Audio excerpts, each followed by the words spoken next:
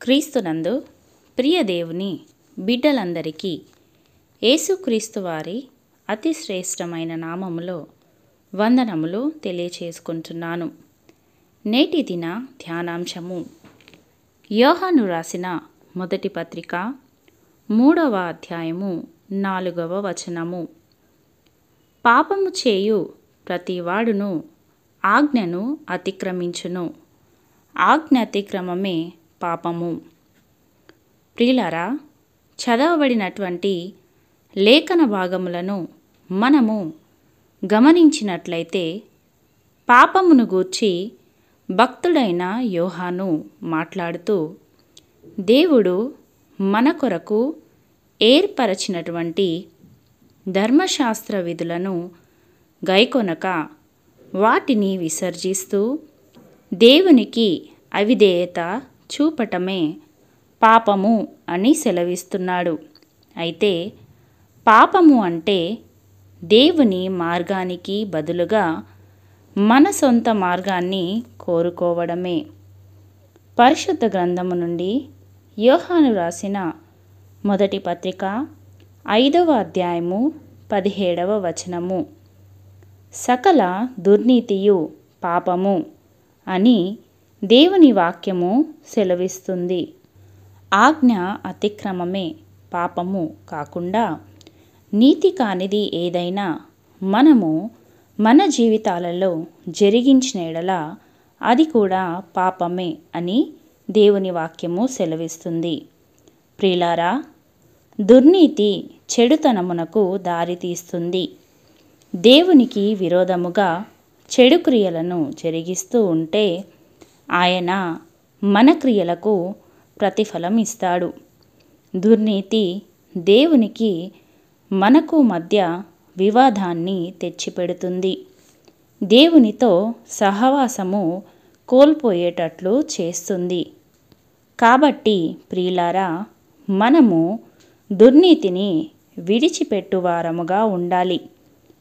పరిశుద్ధ గ్రంథము నుండి రోమీలకు రాసిన పత్రిక 14వ అధ్యాయము 23వ వచనము. విశ్వాస మూలము కానిది ఏదో అది పాపము. అవును ప్రియులారా, విశ్వాస మూలము కానిది అంటే అవిశ్వాసమే. అవిశ్వాసము కూడా పాపము అని వాక్యము సెలవిస్తుంది. మన విశ్వాస జీవితములలో మనలను ఆటంకపరిచేది అవిశ్వాసమే.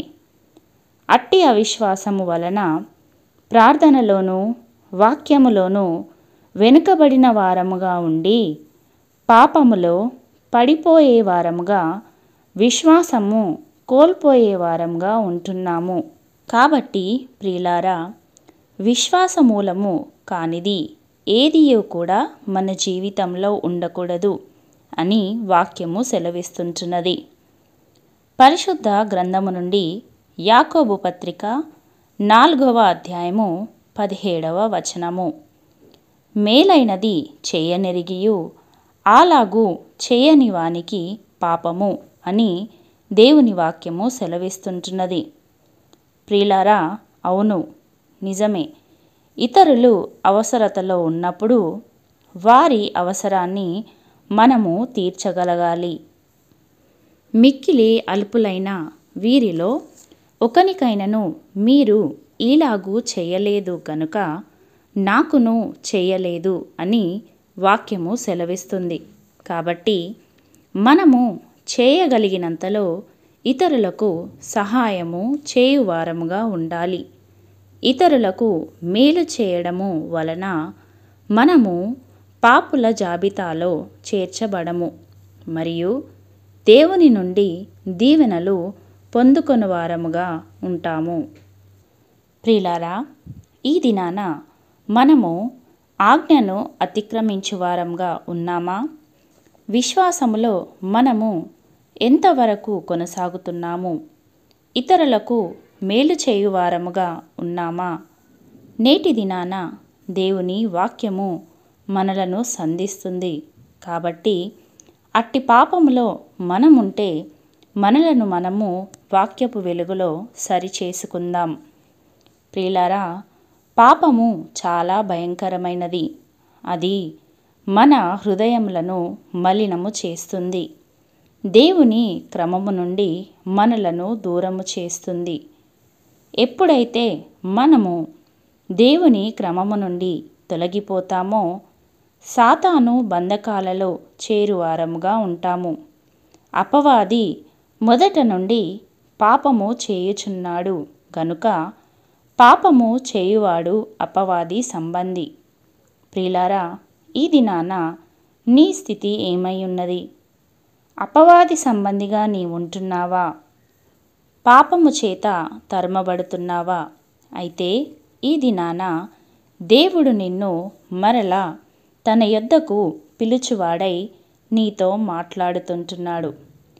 మలినమైనటువంటి నీ హృదయమును ఆయనకు నీవు అప్పగించినెడల, పశ్చాత్తాపముతో ఆయన వైపునకు నీవు తిరిగినెడల, నీ ప్రతి పాపము నుండి నిన్ను విడుదల చేయువాడు ఆయనే. ఎందుకంటే ఆయన మనలను ప్రేమించు దేవుడై ఉన్నాడు. ఆయన మరలా ఈ లోకమునకు వచ్చినప్పుడు ఆయన వలె పరిశుద్ధులుగా ఉండాలని ప్రభువు యొక్క వాంఛ అయి ఉంటున్నది. కాబట్టి ప్రియులారా, పాపము వలన వచ్చు మరణము నుండి మనలను తప్పించుటకు కలువరి శిలువలో ఆయన తన రక్తాన్ని విమోచన క్రయధనముగా చెల్లించి నిత్య మరణము నుండి విడిపించి మనలను పరిశుద్ధులనుగా చేసినాడు.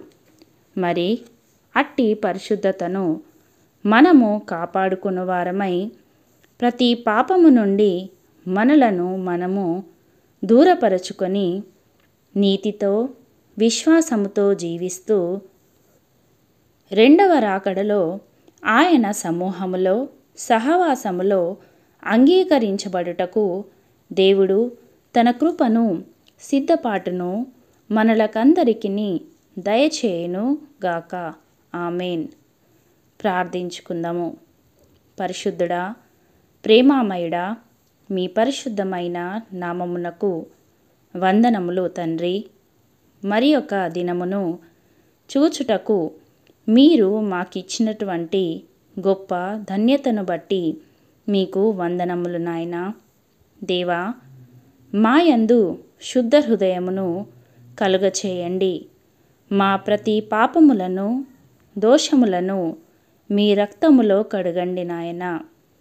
మలినమైనటువంటి మా హృదయములను పరిశుద్ధతతో నింపండి తండ్రి. మీరు మా కొరకు చేసినటువంటి శిలువ త్యాగమును అనుదినము మా జీవితములలో ధ్యానిస్తూ శిలువ నీడలో మమ్మల్ని మేము సరిచేసుకొని జీవించుటకు నీ సహాయమును కృపను మాకు అనుగ్రహించుమని యేసు పరిశుద్ధ నామమున ప్రార్థించి అతి వినయముతో బ్రతిమిలాడి వేడుకొనుచున్నాము పరమ తండ్రి. ఆమెన్.